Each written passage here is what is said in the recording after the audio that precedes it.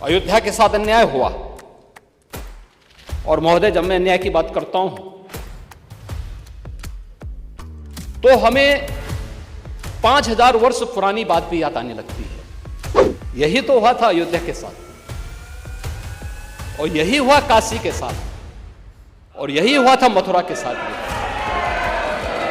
लेकिन यहां तो इस समाज सैकड़ों वर्षों से यहां की आस्था केवल 3 के लिए बात कर रही है, 3 के लिए।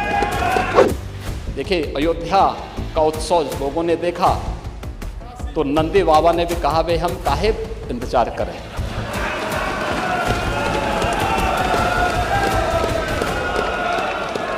उन्होंने भी इंतजार किए बगैर रात्रि में बैरिकेड तोड़वा डाले। और हमारे कृष्ण कन्हैया कहां मानने वाले हैं। अयोध्या कुत्सित मनसा के लिए अभिषिक्त थी, एक सुनियोजित तिरस्कार भी झेलती रही।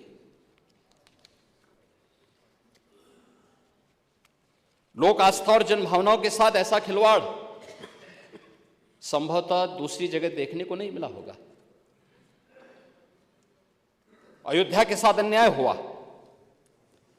और महोदय, जब मैं अन्याय की बात करता हूं तो हमें 5000 वर्ष पुरानी बात भी याद आने लगती है। उस समय पांडवों के साथ भी अन्याय हुआ था, और उस समय कृष्ण गए थे कौरवों के पास। उन्होंने भी कहा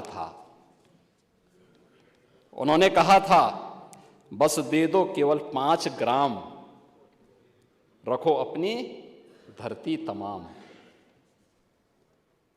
हम वही खुशी से खाएंगे, परिजन पर असी न उठाएंगे। लेकिन दुर्योधन वह भी दे न सका, आशीष समाज की ले न सका। यहां तक कि उसने भी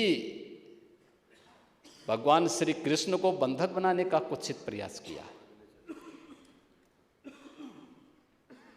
उल्टे हरि को बांधने चला, जो था असाध्य साधने चला। यही तो हुआ था। यही तो हुआ था अयोध्या के साथ, और यही हुआ काशी के साथ, और यही हुआ था मथुरा के साथ भी। हमने यही तो कहा, उस समय 5 गांव मांगे थे। भाई, भगवान कृष्ण ने तो पहले कहा, जब वो समझौता कराने के लिए गए थे, महाभारत का युद्ध टालने के लिए गए थे, कि भी देना हो तो आधा दो, लेकिन इसमें भी यदि बाधा है तो दे दो केवल 5 ग्राम। लेकिन वो 5 गांव, लेकिन यहां तो इस समाज सैकड़ों वर्षों से यहां की आस्था केवल 3 के लिए बात कर रही है, 3 के लिए।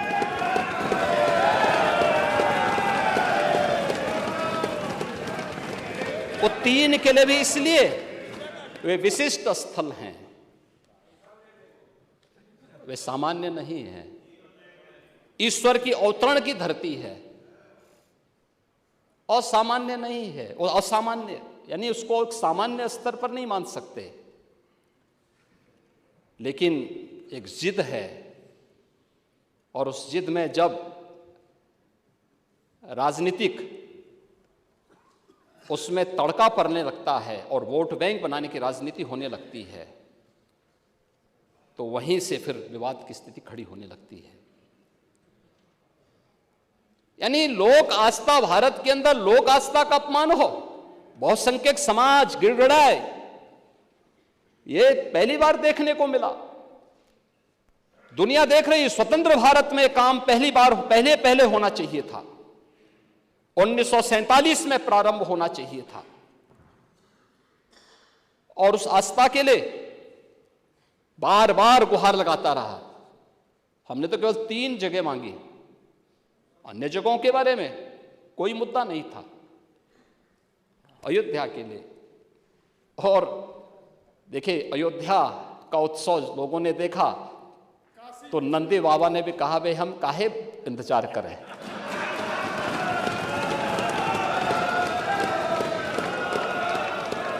उन्होंने भी इंतजार किए बगैर रात्रि में बैरिकेड तोड़वा डाले।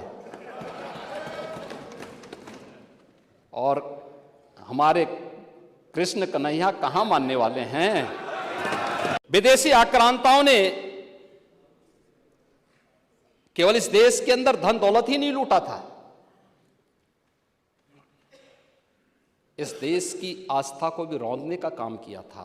दुर्भाग्य है, आजादी के बाद उन विदेशी आक्रांताओं को महिमामंडित करने के कुत्सित प्रयास हुए अपने वोट बैंक के लिए, अपने वोट बैंक के लिए। भारत का हर नागरिक, मुझे बहुत अच्छा लगा, मैंने एक दिन सुप्रीम कोर्ट की एक अधिवक्ता, संभवतः मैं उसका नाम जान नहीं पा रहा हूं, लेकिन कुछ संभवतः कोई सूबई खान है,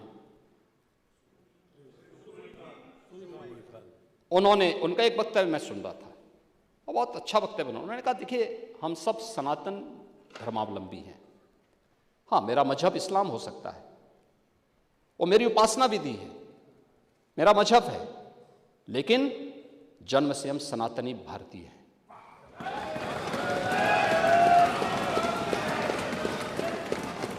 ये बोलने में संकोच क्या, लेकिन यहां तो अपनी पहचान को और भारत की पहचान को ही समाप्त किया जाता है। हम महिमामंडन कर रहे हैं उन्हीं आक्रांताओं का जो भारत की लोक आस्था पर प्रहार करते थे, जन विश्वास को रौंदने का काम करते थे। भारत के महापुरुषों, भारत के वीर सेनानियों, भारत के आराध्य देवों को अपमानित करते थे, जिनके खिलाफ हमारे वीर सेनानी लड़े थे, महापुरुष लड़े थे। आज उन महापुरुषों को सम्मानित करने की बजाय हम उन आक्रांताओं को महिमामंडन करें, यह देश अब स्वीकार करने को तैयार नहीं है, कतई स्वीकार नहीं होगा। और तब भी दुर्योधन ने कहा था, सुच्याग्रम नेव दास्यामि बिना युद्धेन केशव, यानी सुई की नोक के बराबर भी जमीन नहीं दूंगा मैं, एक कृष्ण युद्ध के बगैर नहीं दूंगा। तो महाभारत का युद्ध तो होना ही होना था। क्या हुआ, पूरा कौरव पक्ष से ही स्वाहा हो गया।